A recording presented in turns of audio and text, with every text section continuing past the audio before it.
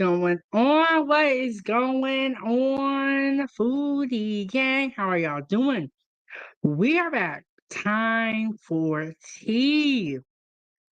Hit the like button and subscribe to the YouTube channel. And you can support the channel, keep the stove on, send a super chat, super sticker, Venmo, PayPal, and also join my group on Facebook. Foodiegang fan page and follow me on all my social media platforms. And we got G Honda in the building. He says, salutes a 907. I'm live right now to have a great show. Thank you so much for stopping by while you are working.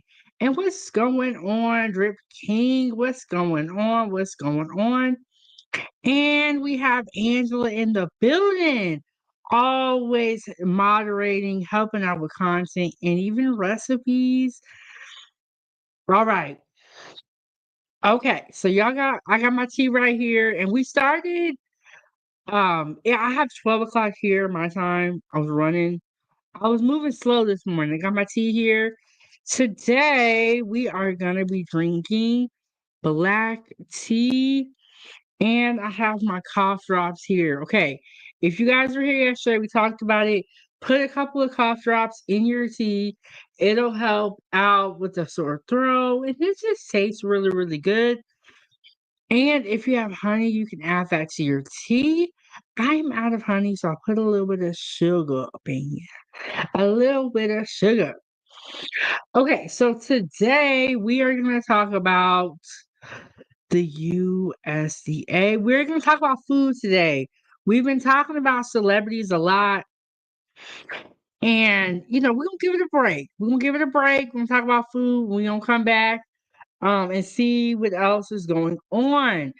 But this is time for tea. Let me hit y'all with the video so y'all know what time it is. Y'all know what we're talking about. Here we go.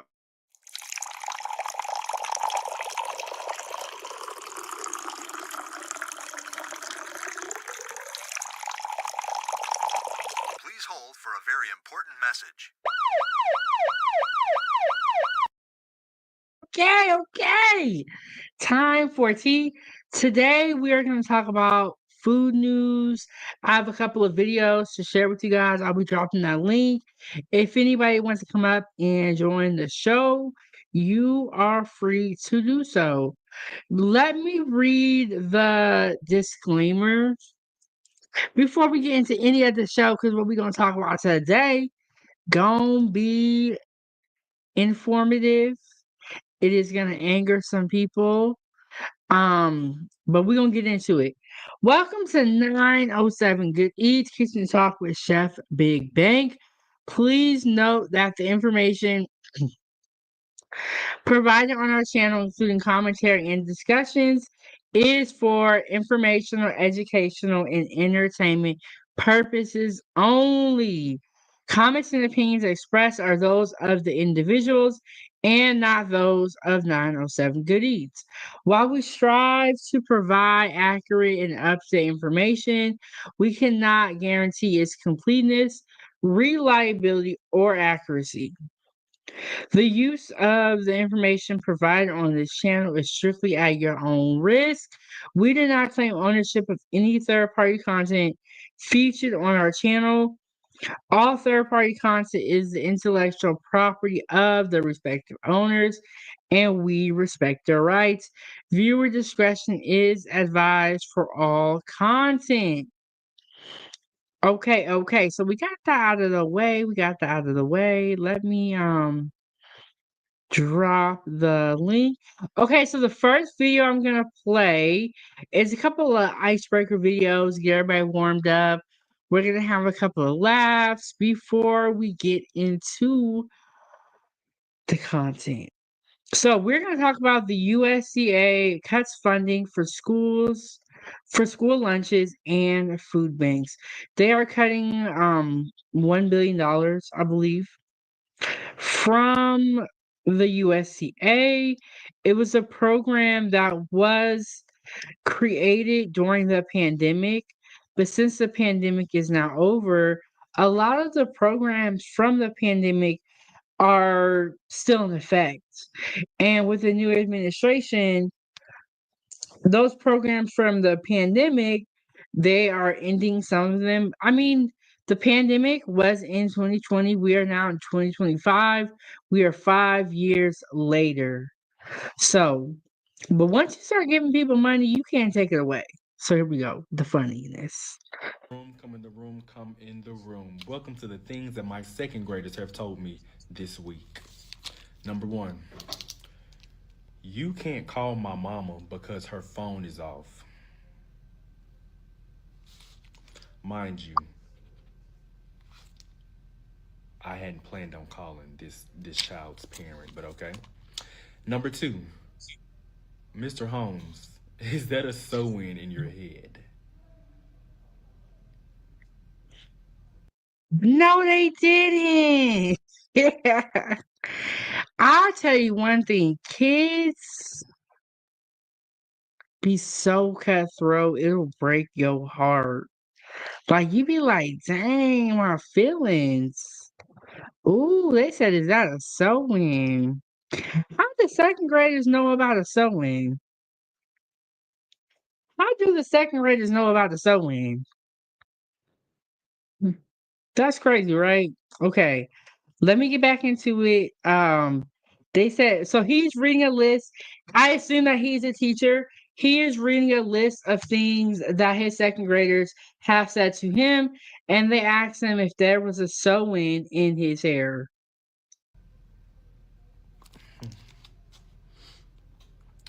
Number three, I'm about to crash out in this junt.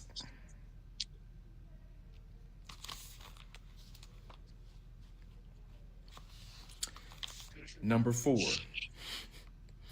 this pencil smells like booty meat. Y'all remember that song back in the day, Booty Meat? But how do the kids know about booty meat, sew-ins, and all that stuff? And Drip King said, I am doing good, fam. I hope everybody's doing good. You know, it's Tuesday. It's still the beginning of the week. You know, hopefully everyone's week is going fine. They said my pencil smelled like booty meat.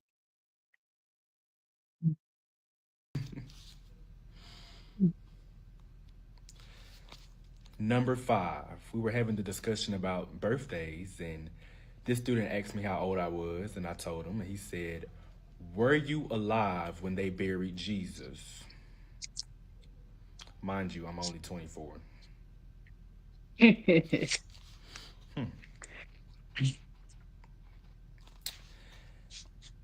Number six, why are you a teacher? My granny said that y'all don't make no money. No lies detected there. Not everyone knows that teachers do not get paid that well. Um, but for the kids to know it too, like that's crazy. Number seven, this student was talking to another student, and he said, please leave me alone with your long mouth.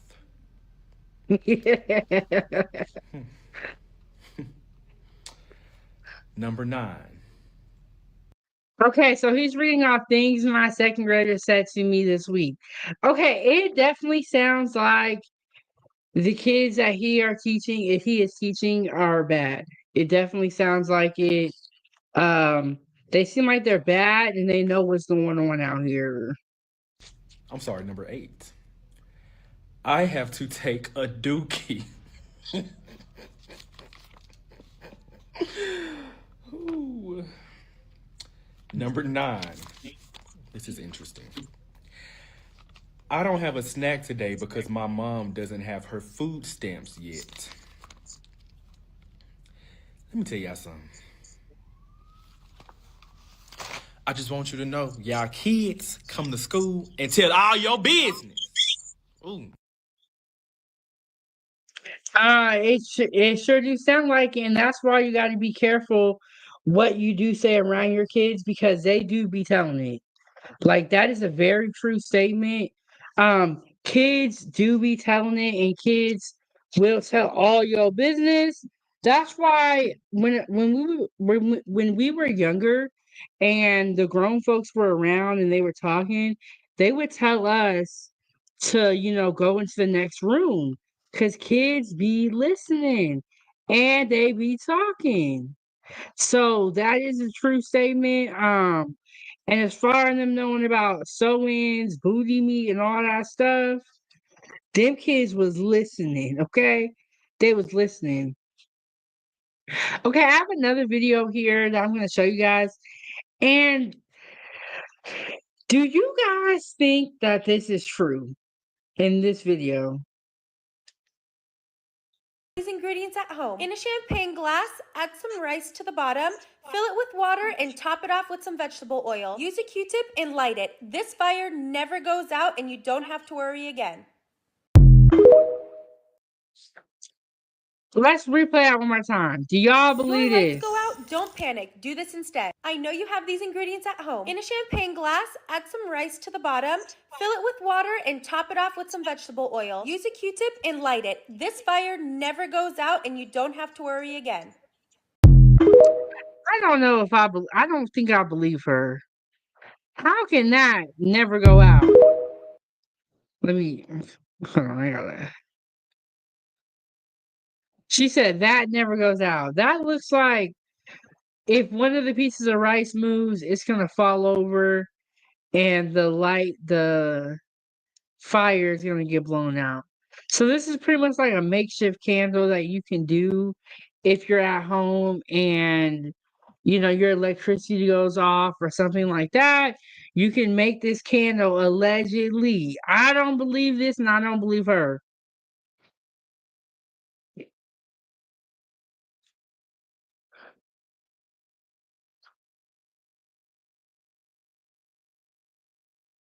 But when you're on the internet and you're scrolling and you see these videos, you're gonna believe it because you don't got no choice. But I don't believe this one. Thank you so much, Drip. Drip said I shared you out. Thank you so much, Drip, and shout out to the Drip King, always supporting not only myself but so many other content creators. And in this business and with content creation, I think it's really important the people that you support and that you can really, connect with because you're going to need those people to be able to get to where you want to go. In my opinion. Now, some people, they don't feel that way, but I feel like, people should support each other. Everyone should be helping each other, kind of like how kids do. And today we're going to talk about the children because the USDA has cut funding for school lunches and food banks, which will directly impact the children. And Angela said, no, I don't believe it. Neither do I. Neither do I. And I don't know what happened, but it was like all my settings for my StreamYard reset itself. I don't know. I don't know if they updated it or what, but I gotta fix some things. But I don't believe this candle trick. I'm not wasting any oil or any rice trying this trick out. Ain't that serious for me. But you know what? I do need to get some new candles. I feel like when your house is, not smelling good, you light a candle. It just makes it smell good. It feels like a home. So important. So I do not believe this either. I think this is all cap right here. So okay, we're gonna hop right into the content. Let me put get the page pulled up. Get the page pulled up. But let me fix this one thing real quick. Yeah, so my StreamYard reset and all the settings that I had saved went to default.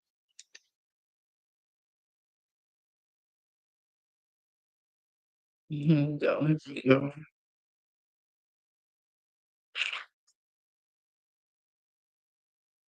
Okay, there we go.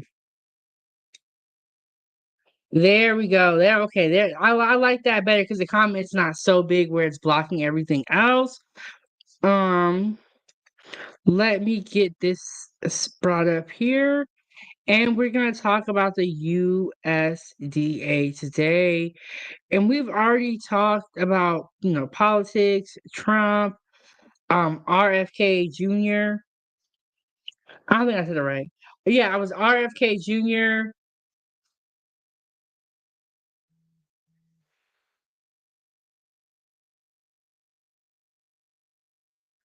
Okay, let me get this all pulled up.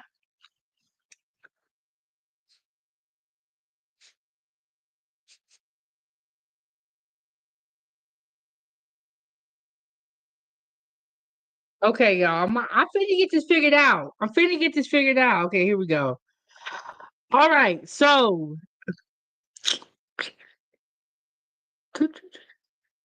okay, here we go. Okay, there we go. That's the right one. Okay, so the USDA cuts funding for schools, for school food bank programs. We are gonna get right into the video. The U.S. Department of Agriculture is cutting two pandemic-era programs that provide more than $1 billion combined in federal funding for schools and food banks to buy food directly from local suppliers. The action will cut roughly $660 million from the... Hey, lady. Yeah, lady, I'm applying to work for a news station, and so I want to test it out.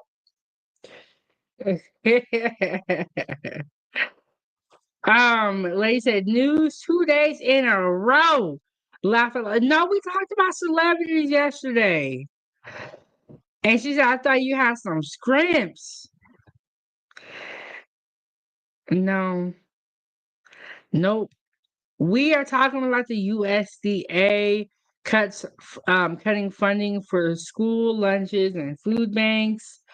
Let me go back and restart this. The U.S. Department of Agriculture is cutting two pandemic-era programs that provide more than $1 billion combined in federal funding for schools and food banks to buy food directly from local suppliers.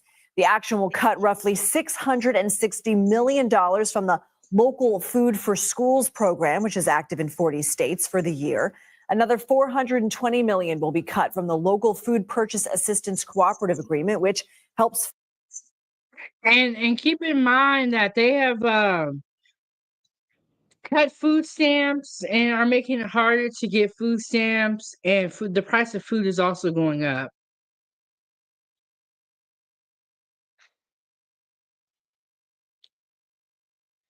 Yeah, and that is very true. And it's like I was honestly surprised that they had a program like this. I do feel like the food at my daughter's school is better than what we used to eat when we were younger. Way better. They be having like fresh fruit and vegetables. But when I was younger, we didn't even, all we had was apples and that was it. Lady said, laugh aloud, political and school food sucks for our kids, period. But with school food already lacking what it needs to really make to be healthy, how do we feel about them cutting even more out of the budget? Um, so we'll see. And yes, who remember them box square pizzas? Yes, we have those. People love those, and I've even seen people try to make cafeteria school pizza at home. I like the pizza. The pizza was cool though. Ooh, remember the breakfast pizza? That was my jam right there. Lady said breakfast square pizzas was fire back then, no cap, but we need healthy and good dishes for our future though. Obesity rate is high as hell. We already burying them too soon, not just saying. And I was thinking about tying childhood obesity into this live stream because that is a really hot topic. And that's something that is definitely affecting our children. But I think that that's going to be a separate one. We're going to talk about that. So, yes, the USDA is making some cuts to the budget. Food banks and local community groups. Marcia Brown joins us now. She's a food and agriculture reporter at Politico. Marcia, thanks for being here. So tell us a little more about these programs and the effects of the funding being cut. Thanks so much for having me. So these two programs, like you said, they're Biden-era programs that date to the COVID-19 pandemic. And they were really a response to the supply chain kind of crises that we saw throughout food systems, and this fear that we wouldn't have foods in schools or in food banks. And so they designed these programs to build up more supply chains with local and regional farmers and suppliers. And that's what these two programs were really about, both for food banks, for childcare facilities, for school meal programs. So National Breakfast, National Lunch, and also for, food pantries. That's kind of how these programs worked. Yeah, actually, CBS News spoke to my school district, K through 12, the Scottsdale Unified School District. So you hear that. That's what this program was created for, was to kind of boost up the supply system during COVID when they were having problems. Let me ask you guys this. Did you guys hear that when they started deporting immigrants from like the farms in California, we were going to see issues with the supply chain? Did you guys hear that? But now they have started some deportations, but I don't see a major issue with the supply chain. I see an issue with the price. But I don't know if I feel like they're always trying to do this. Like fearmonger us. Allegedly, in my opinion. Yeah, lady, you can go ahead and make one, lady. Thank you so much. Angela said yes. Yeah, but I remember them saying when we started to deport, or when the Trump administration started deporting immigrants, we were going to see an issue with the supply chain. And now they're saying our kids are not going to, our kids are not eating the right foods anyway. Just anyway, school food could be so much better. And it makes me so mad because with all the money that they have been sending overseas to help other countries, our kids could be eating 3-course meals at school.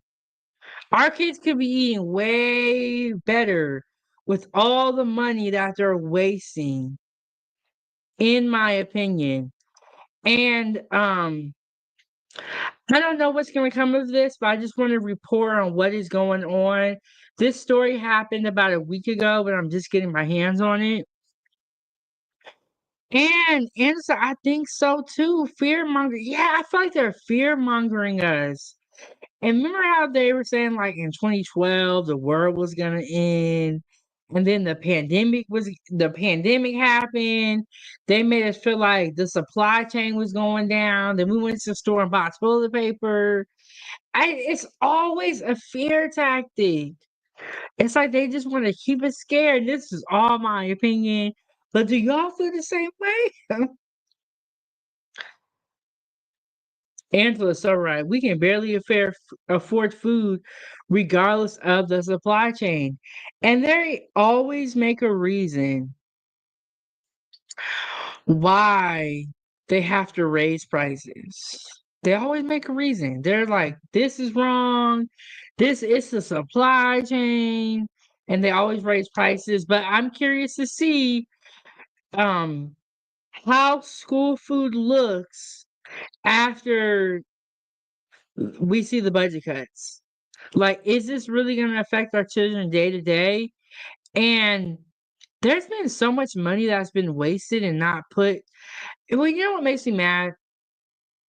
It's like we see all this money being given to like all these businesses. We see it being given to the airline industry. It's everybody's getting money. And then they give our kids the money last. When the kids are the future. Honestly, we should be pumping the money into the kids because then it'll go other places because they are the future. But I just feel like we just do it so backwards. It's like everybody else gets money and then whatever's left goes to our kids. And then they're getting bad school food. Obesity is at a high rate. It's just crazy. And lady said taxpayer pays for the jail foods. Why not the school food?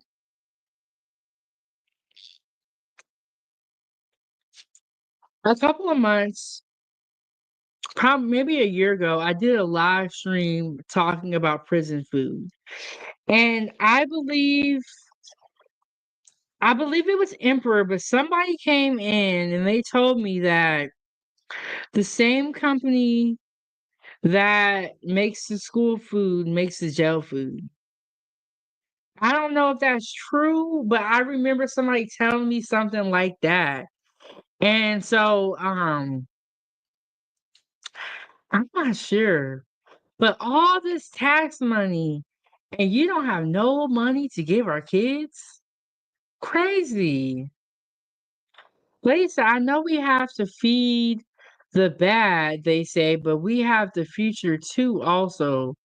I'm just saying, look how big the jails are and versus the schools. I'm saying like it's just such a backwards mentality in my mind where we help everyone else and then whatever's left goes to our children. And we wonder why the world is the way it is. We wonder why these kids are growing up so bad, out of control. Cause y'all giving them the leftovers.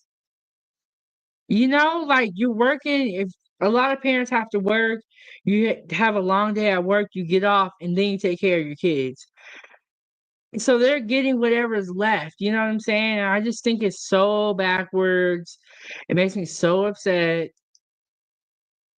In Arizona, which said that this will wipe out $100,000 in funding, which is mostly fruits and vegetables, not only meant to help keep food costs low, but also to help local farmers. So in some communities, school lunch is really the only food kids eat all day. Could this affect their nutrition? That's right. So the healthiest meal that many children have in this country is through the school meal program. And the School Nutrition Association, which represents school nutrition professionals across the country, they've said that these programs are really important. I think that the fact that school lunch is the healthiest meal that some of these kids are having is a problem in itself. And honestly, they shouldn't have had to pass a bill like this or make this funding because it should already be a part of it. There should already be a budget and money allocated for kids eating fruits from the local farmer. Like this shouldn't have happened with the pandemic. It should have always have been in the budget. But we see that they don't prioritize children and health. Why did it take the pandemic for y'all to start doing this? I'm curious to see what they are going to do. RFK Jr.'s over all the food and stuff. So we'll see. To meeting that need and in improving nutrition for children. We've seen that the administration has emphasized Buy American, and then these programs also helped with meeting those requirements. The administrations have, the Biden administration also pushed towards scratch cooking and kind of building out cooking in these schools, and that required fresh food, and that came from local and regional supply chains through these programs. So how are officials responding to these cuts? And do you expect there will be legal challenges? So we've seen really swift backlash from It's just a lot of mess. And then how they gonna say they champion scratch cooking when the groceries are so high? And of course, G Honda, the link is pinned to the top of the chat for anybody that wants to join the conversation, or if you have anything that you want to add to it, or if you have a story to share about this particular subject, feel free to come up and talk. It's tea time. We kicking back, and we're gonna talk about the food. We're gonna talk about the children, and yeah. But this is a crazy story, and it's like really sad too at the same time because why? I wonder why they're doing this. And I wonder if they're going to replace this program with something else because this is supposed to be a temporary program through the pandemic. So it went and it's 2025. So maybe they're going to replace it with something. Maybe they're going to add a budget to it for this. But my thing is that the pandemic should not have created this program. This program should have been there from the start. From the start. And it should have been added years ago. Mostly Democrats on the Hill, and we haven't seen legal challenges yet. There are some farmers already suing the administration over other frozen funds for contracts that they had signed. The funds in these programs hadn't yet gone out yet to schools and states, but schools were counting on them. States were counting on this $1 billion in funding for the next year. What else do you think we should know from your reporting?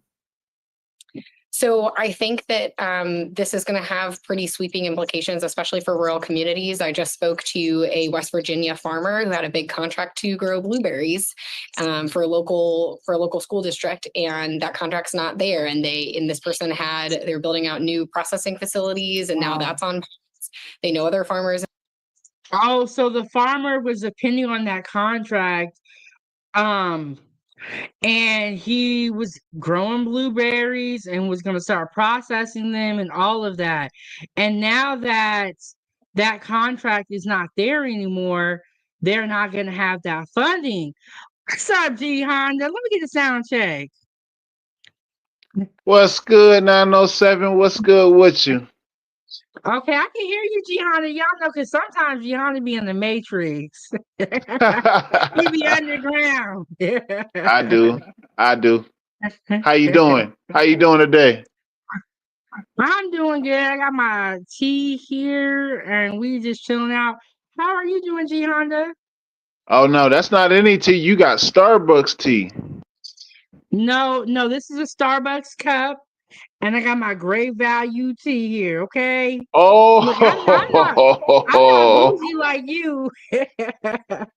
No, I bought this cup from Starbucks. It's like a reusable cup. Because I was like, every time I'm out, I don't want to have to stop and buy coffee or anything. I just want to have my little mug. And I was like, I could save money. oh yeah, I'm the same way, especially with my teas and such. You know, whenever I go to like Costco or Sam's, like I get that peppermint tea. I get the chai. I love me some chai tea. I'm a huge chai tea. I got to get some. Oh yeah. But, when you start buying drinks and stuff, that can add up. It can add up quickly. I see a little cup, and then I can feel like I'm drinking Starbucks.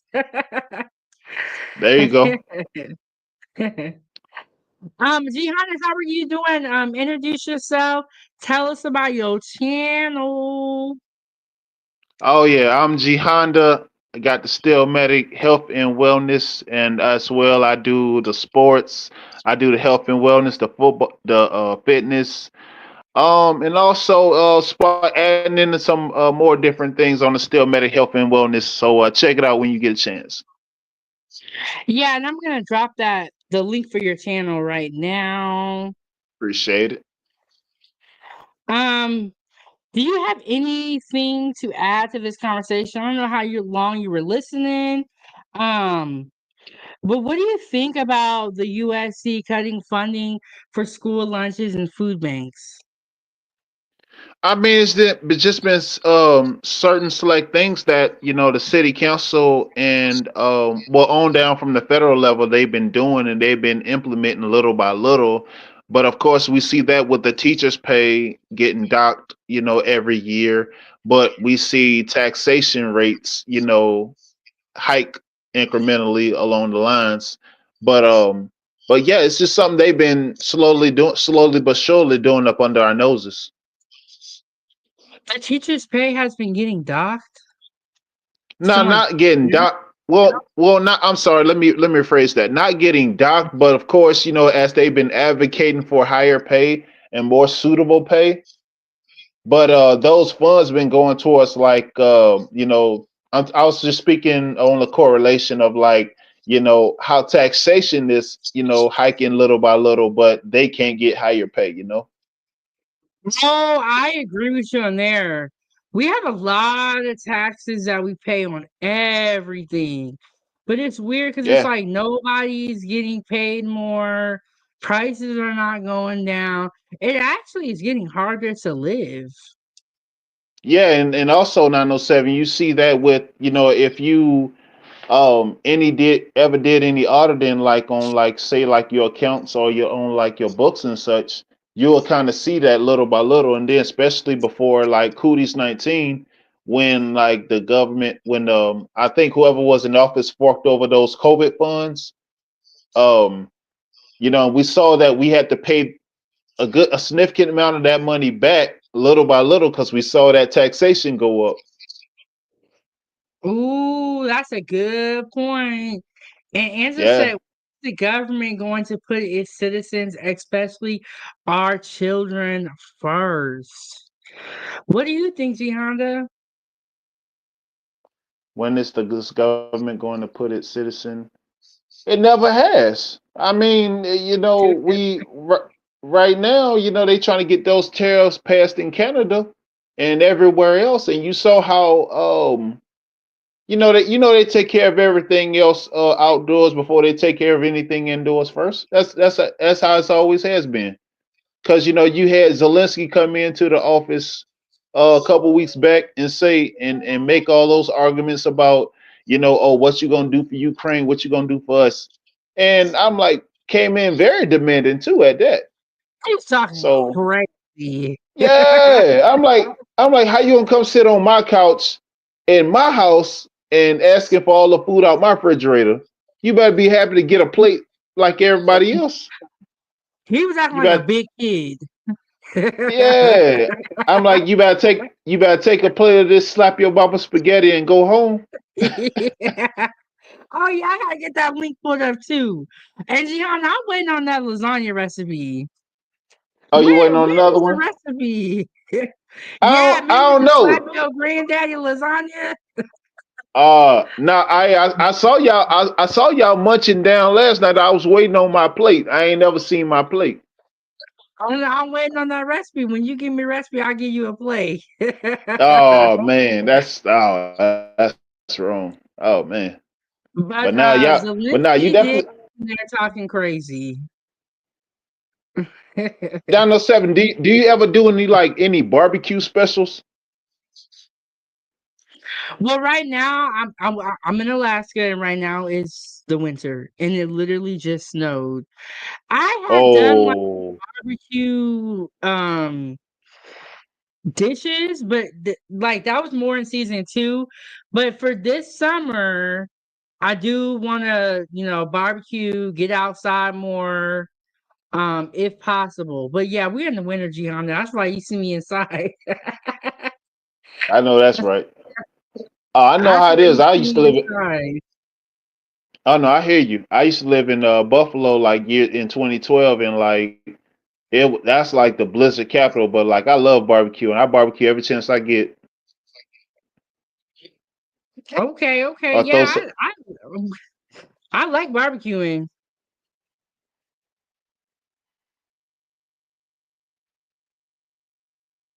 can you hear me? Um, you it went out for like a second, or I don't know if you weren't Oh, talking or oh, I'm here. um. Okay, but Jihanna, I'm gonna play some more of this video. She is talking about the how they're gonna cut the budget, specifically 1 billion altogether in funding for school food bank programs to buy from local farmers. And one of the farmers who is a blueberry farmer, he had invested in all this equipment, all this processing stuff, because he was depending on that contract. And now he is not going to get it. So she's telling us about that, and I'll get your thoughts after this. in their region that had bought trucks, refrigerated trucks to move that food. And now they're kind of holding the bag. They maybe took out a loan to buy those trucks. And this farmer told me, he said, there will be some people who go bankrupt because of this. Such sweeping ripple effects. Marcia Brown, thanks for joining. Thanks for having me. So there you have it. She's saying that this farmer is going to go bankrupt, or a couple of farmers will, because of this situation. What are your thoughts on what she just said? Oh wow. I mean, that's a slippery slope because here I live in Charlotte, and here in the Carolinas, like we have a lot of farmers markets where individuals they take out different um realms of revenue to where if they can afford it outright and they live beneath their means. I mean, they're not exactly for they're well managed on their money because they either own a farmers market to where they sell their own product and they grow their own product and sell their own product, but they live beneath their means to where they don't have to take out a loan or go to the bank for an excessive like loan amount or nothing crazy like that. So yeah, that's wild. So you think that the farmer is not budgeting the books properly, per se? I mean, like I said, it varies because you don't know. I mean, how individuals' living expenses are set up, and a lot of people are not that well versed with money. A lot of people don't understand money like that. So they go. So if the bank sends you something in a letter saying that, okay, if you tax exempt or you in a certain tax bracket, oh, you can get X amount approved, but on the back end, you paying an excessive, ridiculous interest rate to that which you can't really afford. And think about it. That's why the country is in debt because majority of people live outside their means. So I mean, for better or worse, I mean it's a bad deal. It's crazy, but yeah, maybe he could go back and kind of recalibrate, some of those fundings and for which he took out, and so that can help him. Yeah. It sounds like the farmers have been struggling for a while. And it sounds like they've had a lot of like help from the government. But honestly, a lot of these corporations and businesses claim that they are struggling and they seem to always need loans or need help. Like, do you think that that is kind of weird, or what are your thoughts on that? I mean, it's always loopholes. It's loopholes to everything, right? And especially when you talk about these businesses and credits that they get and such, because here the main source of revenue is tobacco, and the tobacco processing, and with all this been in business for all the years it has been. I mean, it's all based on the loopholes to where they can pay X amount, and it's not a hit towards they business or nothing like that. I actually used to work with a guy that was from North Carolina, and he used to work at a tobacco plant where they made cigarettes. So I was like, "What? What's going on, Drip King? What's going on? Can we get a sound check?" I'm doing good. How about you? Yeah, sound good. Yeah, yeah, you sound good. We're doing good too. We're just up here talking about the USDA cuts funding for school lunches and food banks. But Drip, go ahead and introduce yourself, and tell us what you got going on. Okay, so basically, to people that don't know me, my name is Young Riz, aka the Drip King. I'm a supporter, but also a content creator. So what I do is music-related content, but it's related to the UK hip hop culture most of the time. Sometimes I might do Afro beats or Islamic hip hop sometimes, or I like to experiment. But it's mostly UK hip hop related and the different cultures within that one culture. So it's like at the end of the day, it's one genre to me, but there's multiple different genres in it. But at the same time, they're their own thing in their own culture. Okay, okay, y'all. That's the Drip King, and we got G Honda in the building. And Emperor just pulled up. Hey, Emperor, he said, "What up, though? 907 goodies." And chat, smash that like button. Emperor, I was just talking about you. I have a quick question for you. I know you're going to be in and out, but somebody asked me about, and if you guys know the answer to this, feel free to let me know. Okay, so someone said taxpayer pays for the jail foods. Why not the school food? I remember months ago somebody was telling me that both of these, the prison and the school food, are by the same manufacturer. Mm, Emperor, I believe it was you who told me that. that's Do you guys interesting. know anything about this? Not really. That's first time I'm hearing of that. That's a possibility. Yeah. What do you think, Gianna? Do you think school food and jail food are made by the same person? Could be. I mean, the way funds are always misappropriated, it doesn't. Nothing surprises me. Hmm. Okay, Emperor came with some clarification. He said the taxpayers pay for the school, military, and prison food. All three comes from basically the same place. Oh wow. I mean, I'm not really. Okay, I was like, I think somebody told me that, but I wasn't sure. But, go ahead, Drip. I was gonna say, by this word though, to be honest, I ain't surprised no more in this world, man. Anything's happening right now, you know. Judgment Day is nearly here anyway, you know.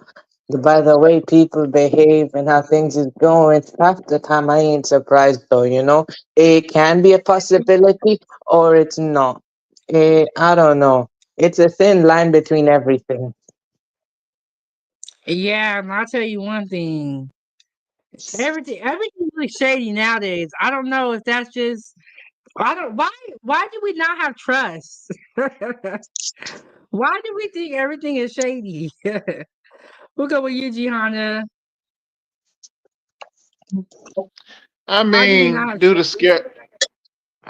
Well, we like trust because because of scarcity and lack. You know, a lot of us don't want to go forward with in good faith. And in mass, we have no integrity. Integrity almost seems obsolete these days. So, I mean, it's just one of those things you just have to, surround yourself with like-minded people and go forward. Yeah, I also say it's also based on our experiences as well, like what we actually experienced in life as well, and how, in general, though, how people treated other people. That's why nowadays, though, in general, of course, that there's a lack of trust, because the way people treated other people is kind of the other reason, though, and also probably something deep down inside, you know. Kind of something like that there, but it's on a deeper level. So, on a simplistic level, it is basically to me that the way people have treated other people, maybe that's why we have lack of trust nowadays, maybe. Or it's Yeah, an I definitely experience feel thing. like we don't have trust, and we are sketchy about everything. We don't trust the government. We don't trust our neighbors. We don't trust our friends, and sometimes our partners. Yeah, that's probably because I was saying the judgment day is nearly here and it's not there. Judgment day is not here yet, but it's coming close. And basically, it may not be happening now, but basically, there's like signs that it's happening. It's either like small signs or major signs. So, but like, even though if it's like minor signs that is happening now, basically, that's why people feel like that because it's a spirit thing. Maybe something deep down inside is disturbing them. Yes, Empress said, I've had military food, I have school food. Both taste the same. I'm not trying to eat prison food. Has anyone on the panel been to prison? No, I've lived a good life. Nope, I've never been to jail, prison, none of that, man. I ain't about that No, life. not 907 eyes be a law-abiding citizen. Mm-hmm. See, Honda, I will never forget that live stream you did. when you're talking about prison reform and why everybody wants it so much. And you was like, I know what you can do. You cannot break the law. Hey, seriously, man, I just be like, as far as that was, because at that time when if y'all not familiar with the rapper Meek Mill, when he had broke his probation, he was one of the main ones screaming about it. And I was just like, dude, you broke the law, and not only that, you live in the murder capital. Philadelphia has been a murder capital for decades. So I mean, Well, keep yourself out of harm's way is what I say. yeah, I get you on that though, man. Like for Yeah, example, the one time the 97 told you about this UK rapper, his name is Fredo. It's not to confuse you by someone else you might know. It's just a different guy. He just calls himself Fredo, right?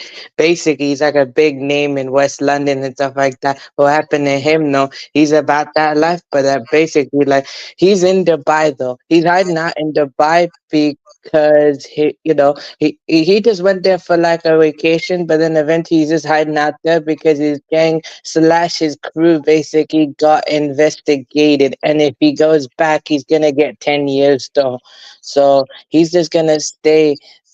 I think like somebody snitched on him, no, like not him, but somebody in his crew snitched on somebody, and that's why they're being investigated. And his friend, Little Dots, though, is basically, you might not know, but I'm just saying his friend basically, got arrested and stuff like that, though.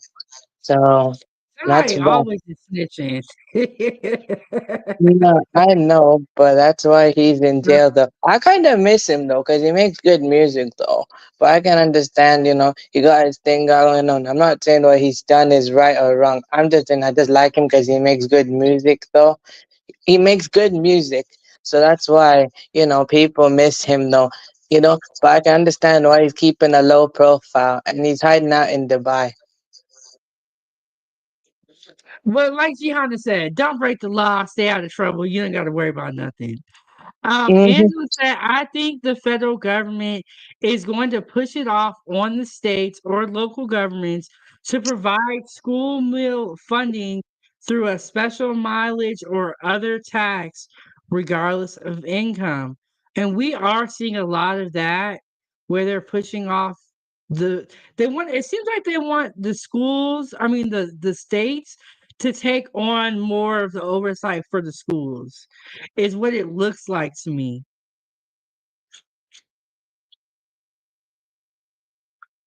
Um, we're gonna play this video and then I'll get you guys' thoughts after the video. Y'all make sure y'all hit the like button, support the channel, support the channel. Here we go. Story, part of those protests stem from cuts to the federal government. Programs that give fresh food to food banks and schools are losing more than $1 billion as part of federal cuts. You've heard a lot about the efforts to cut government spending. And the latest is billions of dollars to the USDA. The cuts are now hitting North Carolina.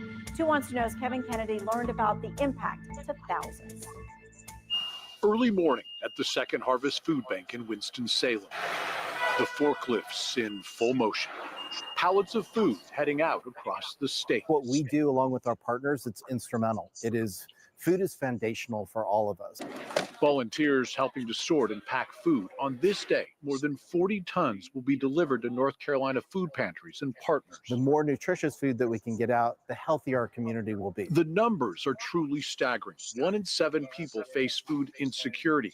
Second Harvest, one of 6 main food banks serving the state's 100 counties. In January, they provided meals to almost 80,000 people. The need is constant, and that's unfortunate, but we're glad that we can be here. A huge chunk, about 30 to 40% of the food comes from federal funds. It's incredibly significant and important. One of the funded programs is LFPA, Local Food Purchase Assistance. We then turn around to purchase food from local farmers. Some of that money, about $3 million, allocated to North Carolina food banks not yet spent, temporarily frozen last month, then unfrozen. The program subsequently terminated. Don't cut something off as you analyze it, because we can promise you what we do every single day is highly impactful, highly efficient. And when you're talking about the federal programs we're involved with, is they G Honda, they talking about your state. Y'all, G Honda is in North Carolina, or he's from there at least. G Honda, this is your state, so we're gonna let you react first. I mean, it's a number of things that they're, things. It could be anything. I mean, honestly, I just look at it like, if they're appropriating funds where they're supposed to go and talking about the whole food thing, I'm kind of 50-50 on it, to be honest, 907, because like it's because we see what's going on with the tariffs and such, and we want to make sure that funds are actually going where they're supposed to go. But it kind of like, when you tell me one thing and you showing me another, that's the kind of dynamic I got in my head. And do you they made it sound like a lot of people in North Carolina don't have food or are going without food. Are you seeing that at all? I mean, no, I mean, I think after this inflation, well, so-called inflation going down, but I think that what they're trying to do is, since the cost of living is going down little by little, I think they're trying to put it where, okay, home housing is getting more affordable back now, so mm, I I don't know. Like I said, I'm 50-50 on it.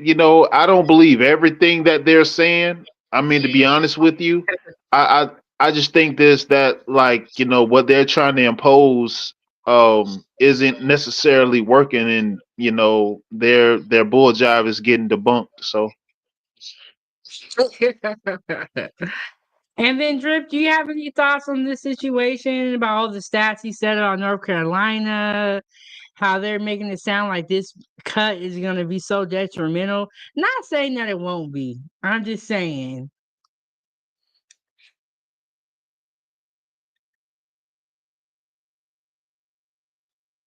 Okay, we'll wait till you come back. Emperor said states taking over the public schools is not a good look.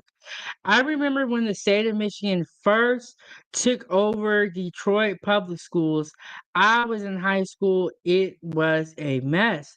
A lot of people feel like the federal government shouldn't be involved in schools and it should go back to the states. I don't know. I'm kind of 50-50 on it. But Gihanna, what do you think about schools? You think it should go back to the states or stay with the government, the federal government? I mean, it's a trickle down, right? Because whatever sanctions and whatever restrictions are made federally, trickles down from the state on down to the county. So Uh, it should. I mean, it should stay within state and city legislation, but city council, they can only do so much, as far as like funding and also more resources for the schools. Because even with okay, so here's one right here. So the lottery, like when they do like the city and state lotteries, and they say, oh, a portion of this is going towards the said school systems, but all that money forks back, going right back into the pockets of councilmen, going back into the pockets of the politicians and such. So I think that at the end of the day, they are robbing the people indeed. It seems like polit allegedly, it seems like there's a lot of corruptness going on with the federal government, state government. I mean, if you look at it, these people are rich, working jobs that don't even have $1 million salary every year, but yet and still they're worth millions. So I don't know what's going on with the politicians, but in my opinion, I think we've seen a lot of corruptness. G Honda, do you want to read this comment? Can you see the comments? Yeah, I got you. Oh, Emperor, I remember that shortly after the state of Michigan took over Detroit schools, I moved out of Detroit, and a couple of months later, my daughter's family moved out of Detroit. Hmm. Wow. And I I could see, can't. and I'm Go sorry. Go ahead, ahead. Deandra. Oh No, no, I go was ahead, gonna say. Deandra. Oh no, I was just gonna say like Detroit being that it has been a murder capital for decades, and that the state indeed does benefit off of the Department of Prisons because it's a murder capital. I mean, that makes sense though. And Empress said in Michigan, the lottery money goes to the suburban and rural school district. It does not go to the urban black districts like Detroit, Flichigan, I cannot pronounce that word, in Benton Harbor. Jehan, why they don't let us run the world? You say they don't love us? No, I said why they don't let us run the world. I don't know if that's the best idea, 907. I know it would be like the Hunger Games for real. They would Yeah. everybody be fighting. But But one thing, one thing I was in fear of, like when they at first came out with that movie The Purge. I thought that was actually coming into effect, to be real with you. it might. Who knows? Who knows Cause what's like, gonna happen? But remember, the world was gonna end in 2012, so they're always trying to fear monger us, make us think the yeah, world's ending. This is but just. when they was talking about defunding the police, I do remember that. I do remember that. yeah, yeah. I thought it was gonna come into effect then, like the whole purge thing, and I was like, oh man, here we go. Yeah. But okay, so they were saying defund the police, but they were not saying it properly and they didn't have the proper campaign, I believe. What they needed to say is reroute some of the money for other services. That's or something like that. Because when they said defund the police, it's like, okay, well, where's the money going to go then? They wanted it to go to other social workers and other emergency services besides the police. But they did not say it right, and that whole campaign it was a big thing.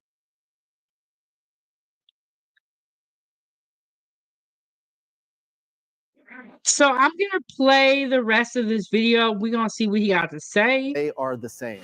Some of that food ending up here, a fresh mobile market in Archdale. Neighbors in need provided a week's worth of meals. People are coming to receive food from us that have never come before. We're seeing more first-time users than we ever have. Beth Kreis operates the Out of the Garden Food Pantry, a distribution center serving Archdale and the surrounding communities. There's a lot of fear on the streets, and those who may not have felt like they were food insecure before now are feeling the weight of their low income status. Last year, Out of the Garden provided food to almost 200,000 homes. On this day, more than 300 meals will be handed out. Dolores Williams, one of the many people in line. It blesses, from the youngest to the oldest. I know I'm grateful for it. The big question now, what happens moving forward? We're having to spend a lot of time figuring out the what ifs. In this chaotic situation that is drawing away from the resources and time that we have to serve the community. Hunger doesn't sleep, and food banks and pantries don't rest. But the future is a bit blurry, which could have a major impact on people in our communities. Second Harvest Food Bank has seen a 93% increase in the past 2 years of people coming to them for food. They receive about $5.5 million from the federal government. And while those federal dollars in the LFPA program that were frozen have since been unfrozen, a second round of funding that was coming later this year has been cut, which will certainly impact local food banks here in North Carolina. Kevin Kennedy, WFMY News 2. Moving forward. Okay, so there you have it. They are pretty much saying that the food bank receives, I believe they said $5.5 million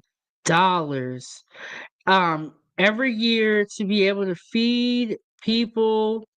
And now that that money is being cut, they are worried about people not having food and having to go without. I just feel like this. If we have to do all these food programs, we have to do food stamps, and we have to help people, do all this stuff to get food, it's like, well, maybe food needs to be a little bit cheaper. It just seems like, okay, if we need all this help, right, and everybody's struggling, people are going hungry, then maybe it's too hard. The food costs too much. Maybe it's too hard to get food. You know what I'm saying? Like, Drip, are you there? But maybe it's just too hard to get food. Empress said the students in the suburb gets around 10K in funding per student from the state. Detroit still gets around 2,500 per student. Same funding level it was when I was a student. It's just like they just do everything they can to not help us, in my opinion. And they do everything they can to help, countries overseas. And we're not saying that there's anything wrong with that. But before you start helping somebody over there, you should help your own people first. And Angela said at Emperor, we were lucky. I've been working in the downriver area for 10 plus years. So I just moved closer to my job. At the time, my daughter was still in college, so I co-signed her rented townhouse. That's another thing that it's so hard for our children to even step out and want to be adults because everything is so expensive. Rent, the housing market, food is expensive. If you want to have a car, that's expensive. And there's just so many bills that pop up that you don't plan for. But food is a big part of everyone's budget because no matter what, you have to eat. And we are seeing food, in my opinion, it feels like it's going up. It feels like everything is going up at once and everyone is struggling. I'm curious to see what is going to happen after they make this budget cut. Is there going to be another program that we're going to see? Or maybe they're going to increase the school budget? I'm very curious about the school system in general, just because there's been so much back and forth from this administration where they want to put school back in the hands of the states. And okay, so when I go about my day, I be talking a lot. So when I was talking to some of the teachers, the teachers want the school system to go back into the hands of the states because they feel like they are not able to make the curriculum individual for each child. Now they have to follow all these protocols and these rules. So a lot of the times the teachers have said that they want the schooling to go back to the states. Emperor said he wants the schooling to stay with the federal government.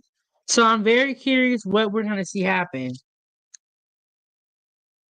Emperor said, Angela, nice. I was still in downtown at Case Tech. I had no choice. Yes, rent is very expensive. And oh my goodness, lady, I had no idea that you've been married for 18 years. Wow, congratulations. And I know when you hear some of the conversations on YouTube, you probably be looking at people like they're crazy. Because it just be a lot going on. Let me play this video for y'all real quick. And I put together some clips and some videos from TikTok that we are going to go through. And we are talking about the USDA cuts funding for school lunches and food banks. They're going to cut about $1 billion altogether. They're cutting a program that was created when COVID was here. And the program was to be able to provide fruit and healthy food from local farmers to the schools and to the food banks.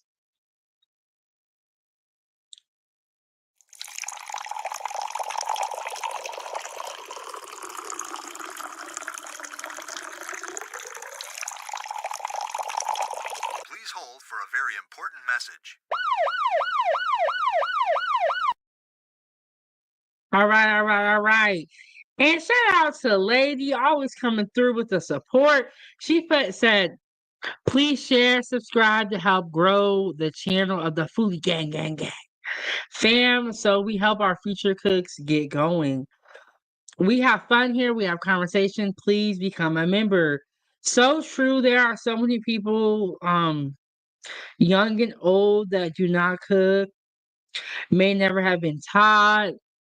They like to eat out, which is fine, but it's important to at least know the basics. Okay, lady said she been here. She been here. And Anna said, I think we need to start writing and calling our state legislators so they will pass legislation and pass budgets for school meals. I'm really curious to see how this is all gonna work itself out, or if it's gonna work out. Oh well, okay. I have the type of mindset that no matter what happens, I'm gonna be okay. And I think that anyone that believes in God or you believe in a higher power should have that same mindset. Should have that same mindset. You know, like if you believe in God, it's everything gonna be okay. You know, but some people don't have faith like that. Okay, so ooh, that went quick. Hold on, let me go back. So in this first picture, these are the food bank workers, the volunteers. These are kids in lunch for school, and this is some more footage, of some apples that are from the local farmer that are going to be sent to the schools and the food banks. My thing is, this program should be in with the budget already. They shouldn't have had to make a separate program. It should already be included.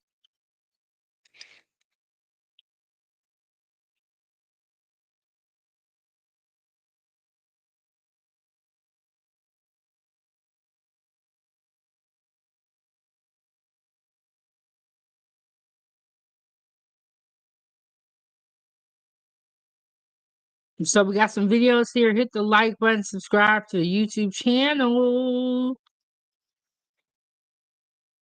Did you know the USDA just canceled over $1 billion in funding that would have helped feed American kids and support American farmers? Let me break it down for you.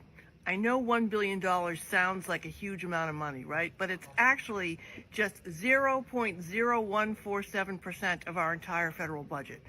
That's it. And per taxpayer, that's about $6.45 per year. Less than a fast food meal to feed children in our communities. And this money was already approved and promised last October. Schools and food banks were counting on it. The local food I heard, I think it was in the first or second video that I played.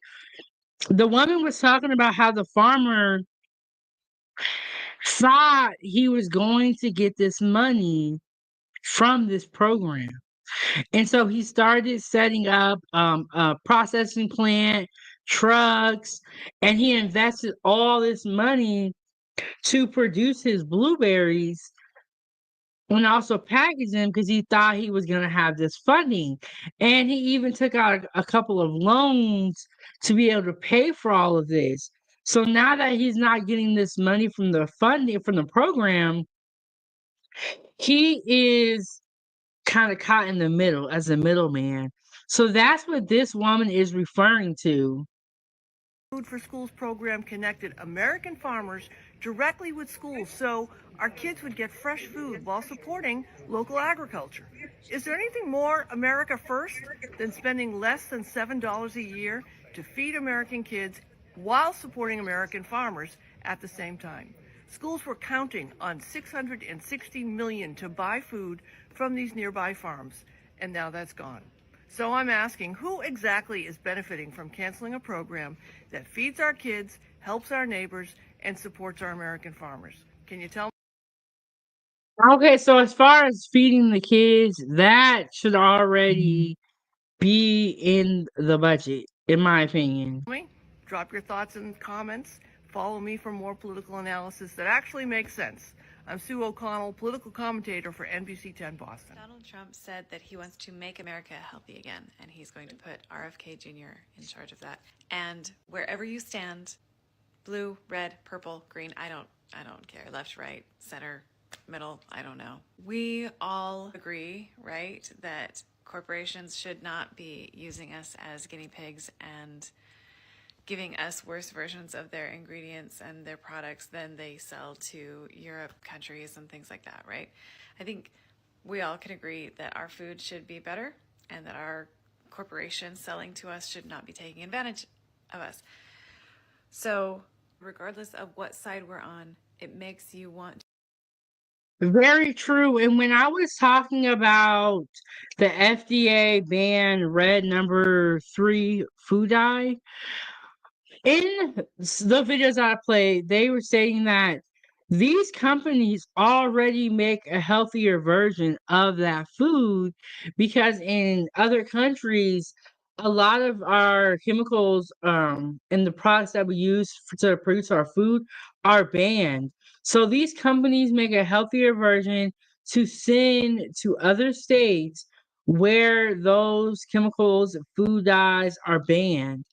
If they are already making a healthier version, why can't they just send us that one? And that's pretty much like, really similar to what she's saying.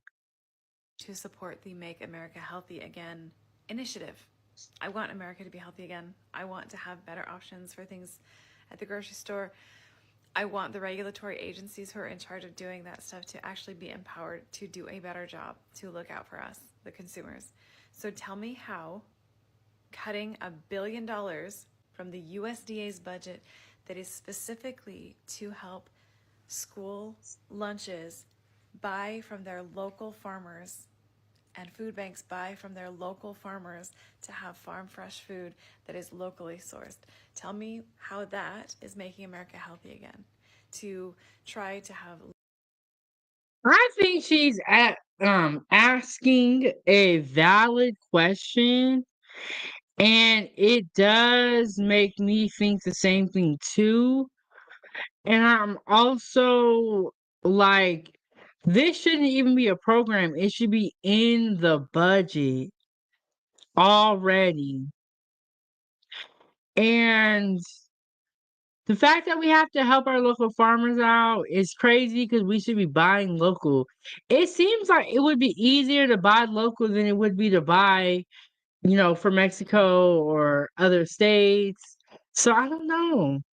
But I'm curious to see what the Trump administration is going to do on this whole situation. Less processed foods, less mega corporation purchases for their food banks and school lunches. I'm Mellow Styles in St. Lucie County, and Treasure Coast food banks and Treasure Coast schools could see a major fallout from the USDA making major budget cuts. The USDA has announced more than $1 billion in cuts to 2 popular programs that allowed schools and food banks to purchase fruits, vegetables, meats, and other foods from local farmers and suppliers. Florida was set to receive a combined $65 million this year.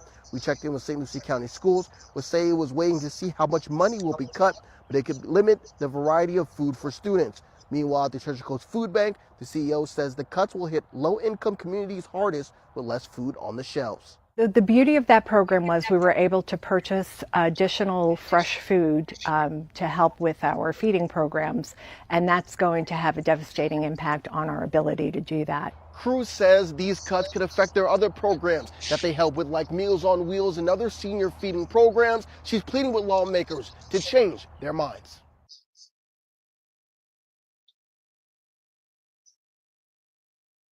So there you have it. They're making this cut to the school lunches and to the food banks. There's a lot of cuts with, Doge going over everything and the Trump administration that we have been seeing a lot of cuts, a lot of changes, and this is what's going on. They're cutting the budget for the school lunches and the food banks for our children to be able to get healthy food. We can only hope that with RFK Jr. being there, they maybe have some other type of plan in place. We just don't know how this administration is going to work out. We don't know where the world is going. All we can do is report on it, sip our tea, and talk about it. But it's important for us to be talking about it and to get this information out there. Someone that has kids may not have known this at all. And so we don't talk about it. And as I said, that's true. I have had Lay's chips from India purchased at an Indian grocery store in Michigan. Ooh, excuse me. They contain no colors or dyes, only potatoes, oil, and spices. So if these companies are already making healthier food under the same brand, under the same label, why they can't just send some over to the US? I feel the reason why they don't do it unless they're told to is because it is cheaper to produce the product that has all this stuff in it. Is what it seems like. It seems like it's cheaper to produce the bad version. So that's what they're doing. I don't really know what their motive is or what their incentive is and why there is so much pushback. But one thing I feel, Foodie Gang, is I feel like the politicians, the companies, is all in cahoots with each other.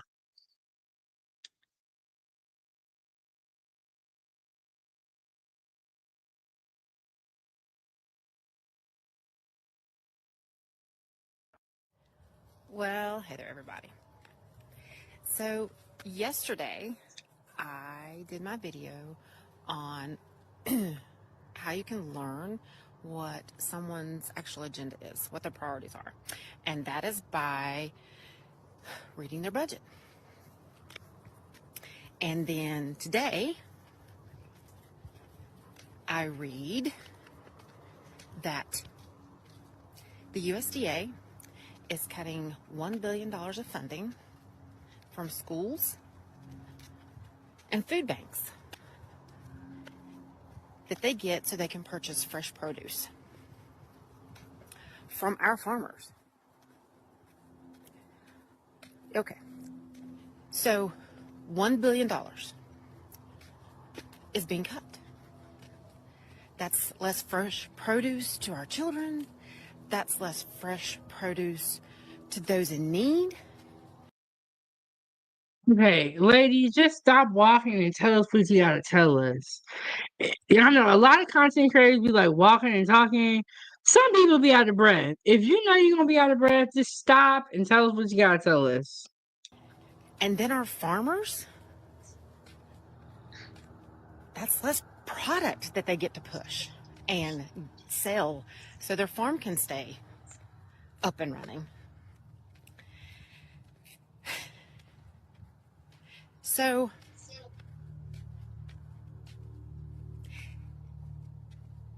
tell me again what your priorities are? Because you want to cut from school children, people in need that need food banks, and farmers. Okay. That makes all the sense in the world to me. We have some news right now. The Department of Agriculture has eliminated two. Oh, that was loud for me. I don't know about y'all. I'm gonna turn it down a little bit. Okay, so pretty much she's saying you are taking from people who are definitely in need. Children, farmers, schools, and food banks. So how does this show that you want to make America great again? You want to help the kids. How does this show that? And I think that that's a fair question and a fair criticism. Key committees dealing with food safety. The first committee is the National Advisory Committee on Microbiological Criteria for Foods, and the second committee is titled the National Advisory Committee on Meat and Poultry Inspection. And as a result, there are concerns growing about the government food supply and whether or not it'll be safe. The purpose of eliminating these two committees is part of the Trump administration's efforts to downsize the federal government and cut costs. But to what extent is the question. The committees previously provided a number of advice to the U.S. Department of Agriculture and other federal agencies on public health related issues related to food safety. They were terminated under Donald Trump's recent executive order, which sought to eliminate bureaucracy in the federal government. And the director of food policy at Consumer Reports is now saying that the termination of these two important committees is, quote, very alarming. I'll do a full breakdown on what this means for the food supply in America on my Substack, linked in my bio, so be sure to subscribe for free and follow along for all the news you need to know about. Ooh, you talking fast. So I read somewhere that the workers that worked with the USDA that were investigating the bird flu were accidentally fired and had to be rehired. You guys know that President Trump wants to downsize the federal government, and they are doing it.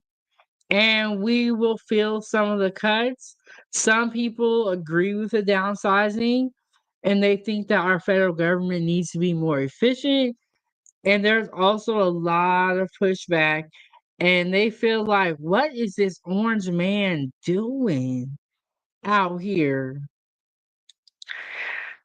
What is the orange man doing out here? So that's how everybody feel. And I'm just saying we're gonna wait and see. I mean, there's nothing that we can do now because Trump is president. There are gonna be changes anytime we get a new president. There's gonna be changes.